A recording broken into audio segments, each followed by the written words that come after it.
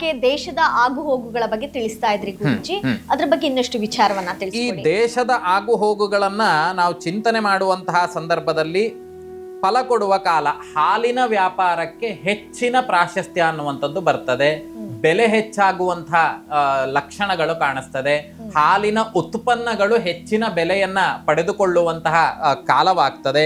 ಹಾಗೆ ವಿಶೇಷವಾಗಿ ಗುರುವಿನ ಚಿಂತನೆಯೊಟ್ಟಿಗೆ ನೋಡುವಾಗ ಈ ವಕೀಲ ವೃತ್ತಿ ಮಾಡುವಂಥವರು, ವಕೀಲರು ವಿಶೇಷವಾಗಿರ್ತಕ್ಕಂಥ ಹೆಸರನ್ನ ಮಾಡುವಂಥದ್ದು ಅಥವಾ ಅವರ ಸೇವೆ ಅನ್ನುವಂಥದ್ದು ದೇಶಕ್ಕೆ ಎಷ್ಟು ಸಹಾಯ ಆಗಿದೆ ಅನ್ನುವಂಥ ವಿಚಾರಗಳು ಅವರಿಗೆ ಸ್ವಲ್ಪ ಈ ಪ್ರಸಿದ್ಧಿ ಪಡೆಯುವಂತಹ ಯೋಗಗಳು ಈ ಒಂದು ವರ್ಷದಲ್ಲಿ ಹೇಳಿದ್ದಾರೆ. ಅಂತ ಹೇಳಿದ್ರೆ ಏನು, ಈಗ ನಮಗೆ ಕೆಲವು ವರ್ಷಗಳ ಕಾಲ ಯಾವುದಾದ್ರೂ ಒಬ್ಬ ವ್ಯಕ್ತಿ ಅವನು ಸರಿಯಾಗಿ ಆಡಳಿತ ಮಾಡಲಿಲ್ಲ ಅಂತಾದಾಗ ಒಳ್ಳೆ ಆಡಳಿತ ಮಾಡುವಂತ ವ್ಯಕ್ತಿ ಬಂದಾಗ ಆ ಒಂದು ಜಾಗದ ಬೆಲೆ ಏನು ಅಂತ ನಮಗೆ ಗೊತ್ತಾಗ್ತದೆ. ಇಲ್ಲ ಅಂತ ಹೇಳಿದ್ರೆ ನಮಗೆ ಗೊತ್ತಾಗೋದಿಲ್ಲ. ಅದೇ ರೀತಿಯಾಗಿ ಈ ವರ್ಷದ ಫಲ ಹೇಗಿದೆ ಅಂತ ಕೇಳಿದ್ರೆ ಸುಮಾರಷ್ಟು ಈ ಹಾಲಿನ ಬೆಲೆ ಅನ್ನುವಂಥದ್ದು ಜಾಸ್ತಿ ಆಗ್ಬೋದು, ಅಥವಾ ಈ ಸಾಂಕ್ರಾಮಿಕ ರೋಗಗಳು ಅನ್ನುವಂಥದ್ರ ಭಯ ಬರಬಹುದು.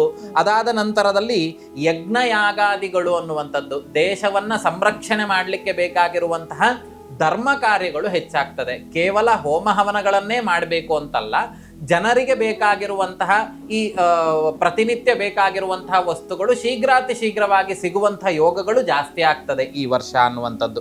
ಮತ್ತೆ ಇನ್ನು ಯಾವ್ಯಾವ ರಾಜ್ಯದಲ್ಲಿ ಅಥವಾ ಏನಾದ್ರೂ ಮುಂದೆ ಹಲವಾರು ಅವಘಡಗಳು ಅನ್ನುವಂಥದ್ದು ದೇಶದಲ್ಲಿ ಆಯ್ತು, ಹಾಗಾದ್ರೆ ಈ ವರ್ಷ ಏನಾದ್ರೂ ಅವಘಡಗಳ ಆದೀತ ಅನ್ನುವಂಥ ಚಿಂತನೆಗಳನ್ನು ನಾವು ತೆಗೆದುಕೊಳ್ಳೋದಾದ್ರೆ ಈ ಬಂಗಾಳ ರಾಜ್ಯದಲ್ಲಿ ಮಳೆ ಅನ್ನುವಂಥದ್ರ ಸಮಸ್ಯೆ ಅನ್ನುವಂಥದ್ದು ಹೆಚ್ಚಾಗುವಂತ ಸಾಧ್ಯತೆ ಉಂಟು. ಬಂಗಾಳ ಈ ಪ್ರದೇಶಗಳಲ್ಲಿ ಮಳೆಯಿಂದ ಸಮಸ್ಯೆಗಳನ್ನು ಅನುಭವಿಸಿ ಅಲ್ಲಿರುವಂತಹ ಬೆಳೆಗಳು ಅನ್ನುವಂಥದ್ದು ನಾಶ ಆಗುವಂತಹ ಲಕ್ಷಣಗಳು ಅನ್ನುವಂಥದ್ದು ಕಾಣಿಸ್ತದೆ.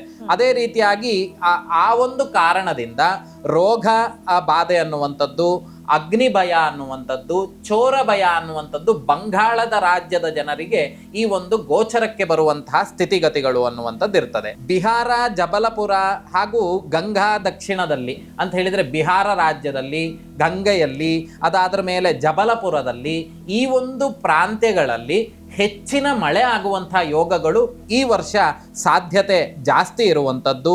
ಹಾಗೆ ಇನ್ನು ಮಧ್ಯಪ್ರದೇಶದ ಭಾಗದಲ್ಲಿ, ಭಾರತ ದೇಶದ ಮಧ್ಯಪ್ರದೇಶದಲ್ಲಿ, ಈ ಮಧ್ಯಪ್ರದೇಶ ರಾಜ್ಯವನ್ನು ನಾವು ತೆಗೆದುಕೊಳ್ಬೋದು. ಆ ಒಂದು ರಾಜ್ಯದ ಭಾಗದಲ್ಲಿ ಅತಿವೃಷ್ಟಿ ಆಗುವಂಥದ್ದು, ಅಂದ್ಕೊಂಡದ್ದಕ್ಕಿಂತ ಹೆಚ್ಚಿನ ಬಿಸಿಲು ಬರುವಂಥದ್ದು, ಅಂದುಕೊಂಡದ್ದಕ್ಕಿಂತ ಹೆಚ್ಚಿನ ಮಳೆ ಬರುವಂಥದ್ದು, ಇದರಿಂದ ಕೃಷಿಕರಿಗೆ ಹಾನಿ ಆಗುವಂಥದ್ದು, ಈ ಎಲ್ಲ ಯೋಗಗಳನ್ನು ನಾವು ಈ ವರ್ಷ ಅನುಭವವನ್ನು ನಾವು ಮಾಡ್ಕೊಳ್ಬಹುದು. ಅದೇ ರೀತಿಯಾಗಿ ಅಪಘಾತಗಳು ಆಗುವಂತಹ ಸಂಭವ, ದೊಡ್ಡ ರೀತಿಯಾಗಿರ್ತಕ್ಕಂತಹ ಅಪಘಾತಗಳು ಅಂತ ಹೇಳಿದ್ರೆ ಹೇಗಾಗ್ತದೆ, ಸ್ವಯಂಕೃತ ಅಪರಾಧಗಳು. ನನಗೆ ಗೊತ್ತಿದೆ ಕರೆಂಟ್ ಅನ್ನ ಮುಟ್ಟಿದ್ರೆ ನಂಗೆ ಕರೆಂಟ್ ಹೊಡಿತದೆ, ಆದ್ರೂ ಸಹಿತ ನಾನು ಹೋಗಿ ಕರೆಂಟ್ ಮುಟ್ಟಿದ್ರೆ ಏನಾಗ್ತದೆ, ಇದು ನನ್ನ ಸ್ವಯಂಕೃತ ಅಪರಾಧ, ನನಗೆ ಗೊತ್ತಿದ್ರೂ ನಾನು ಮಾಡಿದಂತಹ ತಪ್ಪು. ಈ ವಿಚಾರಗಳನ್ನ ತಲೆಯಲ್ಲಿಟ್ಟುಕೊಂಡು ಈ ರೀತಿಯಾಗಿರುವಂತಹ ಅಪಘಾತಗಳು ಅನ್ನುವಂಥದ್ದು ಈ ವರ್ಷ ಹೆಚ್ಚಾಗುವಂತಹ ಲಕ್ಷಣಗಳು.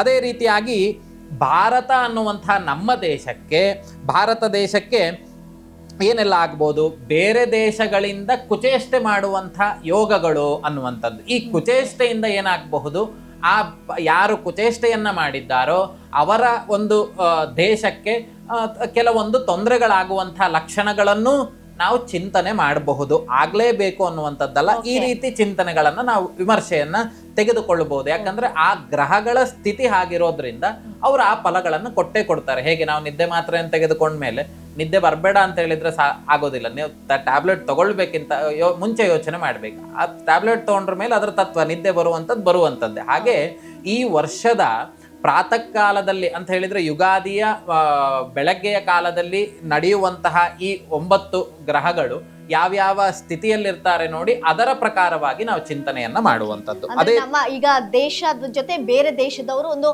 ಅಂದ್ರೆ ಯುದ್ಧ ಆಗುವಂತ ಚಾನ್ಸಸ್ ಕೂಡ ಇದೆ ಅಂತ ಹೇಳ್ತಾ ಇದ್ರೆ ಅಂತ ಹೇಳಿದ್ರೆ ಏನಾದ್ರೂ ತೊಂದರೆಗಳಾದಾಗ ಅಲ್ಲಿ ಮತ್ತೆ ಒಬ್ರಿಗೊಬ್ರು ಅಲ್ಲಿ ಏನೋ ಯುದ್ಧ ಆಗುವಂತ ಚಾನ್ಸಸ್ ಅಂತ ಹೇಳ್ಬೋದು ಅಲ್ಲ, ತೊಂದರೆಗಳಾದಾಗ. ಕುಚೇಷ್ಟೆ ಅಂತ ಹೇಳಿದ್ರೆ ತೊಂದರೆಗಳಾದಾಗ ನಮ್ಮ ಶತ್ರು ರಾಷ್ಟ್ರವಾಗಿರುವಂತವರು ಈಗ ಯುದ್ಧವನ್ನ ಮಾಡ್ಲಿಕ್ಕಿಂತ ಮುಂಚಿತವಾಗಿ ಹಲವಾರು ಆಯಾಮಗಳಿಂದ ಯೋಚನೆ ಮಾಡಿ ಸೂಚನೆಯನ್ನು ಕೊಟ್ಟು ಯುದ್ಧವನ್ನು ಮಾಡಬೇಕು.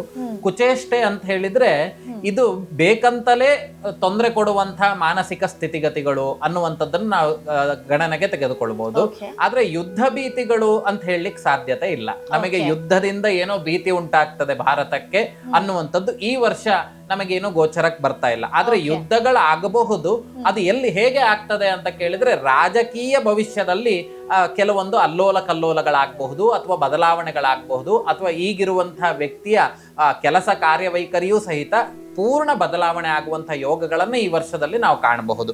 ಅದೇ ರೀತಿಯಾಗಿ ಇನ್ನು ದೇಶದ ವಿಚಾರಗಳಿಗೆ ಚಿಂತನೆಗಳನ್ನ ಮಾಡೋದಾದ್ರೆ ವಕೀಲರಿಗೆ, ಶಿಕ್ಷಣ ಕ್ಷೇತ್ರಕ್ಕೆ, ಜೀವನಕ್ಕೆ ಬೇಕಾಗಿರುವಂತಹ ಮೌಲ್ಯಾಧಾರಿತ ವಿಷಯಗಳನ್ನ ಕಲಿಯುವಂತಹ ಏನು ಒಂದಿಷ್ಟು ಮಾರ್ಗಗಳಿದ್ದಾವೆ ಅಥವಾ ಸ್ಥಳಗಳಿದ್ದಾವೆ, ಆ ಒಂದು ಶಾಲೆಗಳಿದ್ದಾವೆ ಅಥವಾ ಆ ವಿಷಯಗಳಿದ್ದಾವೆ, ಆ ವಿಷಯಗಳೆಲ್ಲವೂ ಸಹಿತ ವೈಭವವನ್ನ ಪಡೆದುಕೊಳ್ತದೆ ಅಂತ ಹೇಳಿದ್ರೆ ಆ ಒಂದು ಕೆಲಸದ ಅರ್ಥ ಅನ್ನುವಂಥದ್ದು ಜನರಿಗೆ ಗೊತ್ತಾಗ್ತದೆ. ಈಗ ಒಂದು 50 ವರ್ಷದ ಕೆಳಗಡೆ ಎಲ್ಲರೂ ನೀ ಏನಾಗ್ತೆ ಮಗ ಅಂತ ಕೇಳಿದ್ರೆ ನಾ ಇಂಜಿನಿಯರ್ ಅಂತ ಹೇಳ್ತಿದ್ರು. ಈಗ ಯಾರು ಏನಾಗ್ತೀರಿ ಅಂತ ಕೇಳಿದ್ರೆ ಆ ವಿಚಾರವನ್ನು ಎತ್ತುದಿಲ್ಲ. ಯಾಕಾಗಿ ಅಂತ ಕೇಳಿದ್ರೆ ಜನರಿಗೆ ಗೊತ್ತಾಗಿದೆ ಅದ್ರ ಕತೆ ಏನು ಅನ್ನುವಂಥದ್ದು. ಹಾಗೆಯೇ ಇಲ್ಲಿ ಮುಂದೆ ಬದಲಾವಣೆ ಅನ್ನುವಂಥದ್ದು ಆಗ್ತದೆ. ಅರ್ಥಾತ್ ಕೆಲಸದ ವಿಚಾರಗಳಲ್ಲಿ ಎಲ್ಲವೂ ಬದಲಾವಣೆ ಆಗುವಂತಹ ಲಕ್ಷಣಗಳು. ಇನ್ನು ಈ ಸಾಂಕ್ರಾಮಿಕ ರೋಗ ಬಾಧೆಗಳು ಅಂತ ಹೇಳಿದ್ರೆ ಕೀಟಗಳು ಅನ್ನುವಂಥದ್ದು ದೇಹದೊಳಗೆ ಹೊಕ್ಕು ಅದರಿಂದ ಉಂಟಾಗುವಂತಹ ರೋಗಗಳಿಂದ ಜನರು ಬಳಲುವಂತಹ ಯೋಗಗಳು ಇದ್ದಾವೆ. ಅದನ್ನು ಸಹಿತ ನಾವು ಜಾಗ್ರತೆ ವಹಿಸ್ಬೇಕು. ಏನು ಎಲ್ಲವನ್ನು ನಾವು ಮೈನಸ್ ಹೇಳ್ತಾ ಇದ್ದೇವೆ ಅಂತ ಕೇಳಿದ್ರೆ ಇದು ಯುಗಾದಿಗೆ ನೀವು ಜಾಗ್ರತೆಯಾಗಿರಿ ಅಂತ ಹೇಳಿ. ಇದು ದೇಶದ ಭೌಗೋಳಿಕ. ಇನ್ನು ಮೇಷಾದಿ ದ್ವಾದಶ ರಾಶಿಯನ್ನು ನಾವು ಮುಂದೆ ಚಿಂತನೆ ಮಾಡೋಣ. ಹಾಗೆ ಇಂಗ್ಲೆಂಡ್, ಜಪಾನ್, ಜರ್ಮನಿ, ಹಾಗೆ ಚೆನ್ನೈ, ಮೈಸೂರು, ಈ ಒಂದು ಪ್ರಾಂತ್ಯ. ಮೈಸೂರನ್ನು ಯಾಕೆ ತಗೊಂಡಿದ್ದೇನೆ ಅಂತ ಕೇಳಿದ್ರೆ ನಾವು ಒಂದು ದೃಷ್ಟಿಕೋನವನ್ನು ಚಿಂತನೆ ಮಾಡಿದಾಗ ಮೈಸೂರು, ನೆಕ್ಸ್ಟ್ ಜಪಾನ್, ಹೀಗೆ ಇಂಗ್ಲೆಂಡ್, ಈ ರೀತಿ ಬರ್ತಾ ಹೋಗ್ತದೆ. ಈ ಒಂದು ಭಾಗದಲ್ಲಿ ಏನೆಲ್ಲ ಆಗ್ಬೋದು ಅಂತ ಕೇಳಿದ್ರೆ ರಾಜಕೀಯವಾಗಿ ಸೌಮನಸ್ಯಕ್ಕೆ ಬರ್ತಾರೆ ಅಂತ ಹೇಳಿದ್ರೆ ಏನು ಈ ಇಂಗ್ಲೆಂಡ್, ಜಪಾನ್, ಜರ್ಮನಿ ಅನ್ನುವಂಥ ದೇಶಗಳಿದ್ದಾವೆ ಅವರ ರಾಜಕೀಯ ಅನ್ನುವಂಥದ್ದು ಏನು ಈಗ ವೈಮನಸ್ಯ ಅನ್ನುವಂಥದ್ದು ಅವ್ರ ಮಧ್ಯದಲ್ಲಿ ಉಂಟಾಗಿದೆ. ಅದು ಸೌಮನಸ್ಯಕ್ಕೆ ಬರುವಂತಹ ಎಲ್ಲ ಲಕ್ಷಣಗಳು ಈ ವರ್ಷ ನಾವು ಅದನ್ನ ಅಪೇಕ್ಷೆ ಪಡಬಹುದು ಅನ್ನುವಂಥ ವಿಚಾರಗಳು. ಹಾಗೆ ಇನ್ನೆಲ್ಲಾದ್ರೂ ಪ್ರಕೃತಿ ವಿಕೋಪಗಳಾಗ್ತದೆಯೋ, ಈ ಹಿಂದೆ ನಾವು ಚಿಂತನೆಯನ್ನ ಮಾಡಿದ ಹಾಗೆ ದೇಶದ ವಿಚಾರಗಳಲ್ಲಿ ನಮ್ಮ ದೇಶದ ಹಿಮಾಲಯ ಪರ್ವತ ಇತ್ಯಾದಿಗಳಲ್ಲಿ ಅತಿಯಾಗಿರ್ತಕ್ಕಂತಹ ಪ್ರಕೃತಿ ವಿಕೋಪಗಳಾಯ್ತು. ಸುಮಾರಷ್ಟು ಜನರ ಜೀವನ ಅಸ್ತವ್ಯಸ್ತ ಅನ್ನುವಂಥದ್ದಾಯ್ತು. ಅತಿವೃಷ್ಟಿಯಿಂದ ಸುಮಾರಷ್ಟು ಮನೆಯನ್ನು ಕಳೆದುಕೊಂಡ್ರು. ಅದೇ ರೀತಿಯಾಗಿ ಈ ವರ್ಷ ಏನಾದ್ರೂ ಆ ರೀತಿ ಇದೆಯೋ ಅನ್ನುವಂಥ ಚಿಂತನೆಗಳನ್ನು ನಾವು ಮಾಡೋದಾದ್ರೆ ಇಲ್ಲಿ ಫ್ರಾನ್ಸ್ ಮತ್ತು ಇಟಲಿಯ ದೇಶಗಳಲ್ಲಿ ಪ್ರಕೃತಿಯ ವಿಕೋಪಗಳು ಈ ವರ್ಷದಲ್ಲಿ ಆಗುವಂತಹ ಲಕ್ಷಣಗಳನ್ನು ನಾವಿಲ್ಲಿ ಚಿಂತನೆ ಮಾಡಬಹುದು ಈ ಒಂದು ಕುಂಡಲಿಯ ಸಹಾಯದಿಂದ. ಈ ಇಷ್ಟೂ ವಿಷಯಗಳು ದೇಶದಲ್ಲಿ ಭಾರತ ವರ್ಷ ನವಗ್ರಹಗಳು ಯಾಕೆ ಅಂತ ಕೇಳಿದ್ರೆ ನಾವೀಗ ಹೇಗೆ ನಾವಿದನ್ನೆಲ್ಲ ಈಗ ನೀವು ಕೇಳ್ಬೋದು, ಗುರುಗಳೇ ಇಷ್ಟೆಲ್ಲ ಹೇಳ್ತಿದ್ದೀರಲ್ಲ, ಇದು ನಿಮಗೆ ಯಾರು ಹೇಳಿದ್ದು ಅಂತ. ಹಾಗೆ ಈ ಯುಗಾದಿಯ ಈ ಶುಭ ದಿವಸದಂದು ನಾವು ತೆಗೆದುಕೊಂಡಂತಹ ಕುಂಡಲಿ ಗ್ರಹ ಸ್ಥಿತಿಗಳು ಎಲ್ಲೆಲ್ಲಿದ್ದಾರೆ ಅನ್ನುವಂಥ ಚಿಂತನೆಗಳನ್ನು ನಾವು ಮಾಡೋದಾದ್ರೆ ಈ ವರ್ಷ ನಮಗೆ 3 ಶುಭ ಗ್ರಹಗಳು ಅನ್ನುವಂಥದ್ದು ಈ ಭಾರತದಲ್ಲಿ ಈ ವರ್ಷ ನವಗ್ರಹಗಳಲ್ಲಿ ಅನುಗ್ರಹ ಅನ್ನುವಂಥದ್ದು ಬಹಳ ತುಂಬ ಚೆನ್ನಾಗಿ ಇರುವಂಥ ಕಾರಣದಿಂದ ಭಾರತ ದೇಶಕ್ಕೆ ಯಾವುದೇ ಈ ಕೊರೋನಾದಂತಹ ಮಹಾಮಾರಿ ಆಗಬಹುದು ಅಥವಾ ಬೇರೆ ದೇಶದವರು ಅನುಭವಿಸುವಂತಹ ಯುದ್ಧ ಭೀತಿಗಳಾಗಿರಬಹುದು, ಇವ್ಯಾವೂ ಸಹಿತ ಅನುಭವಿಸುವಂತಹ ಯೋಗಗಳು ಇಲ್ಲ. ಇಲ್ಲಿ ಜನರಿಗೆ ಬೇಕಾಗಿರ್ತಕ್ಕಂಥ ವಿಷಯಗಳು ಅವರಿಗೆ ಶೀಘ್ರಾತಿ ಶೀಘ್ರವಾಗಿ ಸುಖದಿಂದ ಇರ್ಲಿಕ್ಕೆ ಏನು ಬೇಕು ಈ ವರ್ಷ ಅಷ್ಟು ಅನುಕೂಲತೆ ಮಾಡುವಂತಹ ಯೋಗಯೋಗ್ಯತೆಗಳು ಅನ್ನುವಂಥದ್ದು ಇವು ಯುಗಾದಿಯ ಬುಟ್ಟಿಯಲ್ಲಿ ಬೇವು ಬೆಲ್ಲದೊಟ್ಟಿಗೆ ಎಲ್ಲವನ್ನು ತೆಗೆದುಕೊಂಡು ಬಂದಿದೆ ಅನ್ನುವಂಥ ವಿಚಾರಗಳು. ಓಕೆ, ಅಂದ್ರೆ ನಮ್ಮ ದೇಶದಲ್ಲಿ ಯಾವುದೇ ರೀತಿಯಾಗಿರುವಂತಹ ತೊಂದರೆಗಳು ಉಂಟಾಗೋದಿಲ್ಲ. ರಾಜಕೀಯ ವಿಕೋಪಗಳಾಗಬಹುದು, ಅವರ ಮನಸ್ಥಿತಿ ಬದಲಾವಣೆ ಆಗಬಹುದು, ಬಿಟ್ರೆ ಬೇರೆ ಸಾವು ನೋವುಗಳಾಗುವಂತಹ ಈ ಪ್ರಕೃತಿ ವಿಕೋಪಗಳಾಗುವಂತಹ ಯಾವ ಯೋಗಗಳು ಈ ಒಂದು ಸಂವತ್ಸರದಲ್ಲಿ ಗೋಚರಕ್ಕೆ ಬರುವಂತದ್ದು ಕಮ್ಮಿ. ಇನ್ನು ಸ್ವಯಂಕೃತ ಅಪರಾಧಗಳಿಂದ ಅಪಘಾತಗಳಾಗ್ತದೆ, ಆದ್ರೆ ಅದು ತೀರ ಮಟ್ಟದ ಏನ್ ಸಮಸ್ಯೆ ಆಗುದಿಲ್ಲ. ಈಗ ಹೃದಯಾಘಾತ ಅಂತ ಹೇಳಿ ಒಂದಷ್ಟು ದಿನ ಎಲ್ಲರೂ ಭಯಭೀತರಾಗಿದ್ರು, ಆದ್ರೆ ಕೊರೋನಾದಷ್ಟು ಅದು ದೊಡ್ಡ ತೊಂದರೆ ಅಲ್ಲ.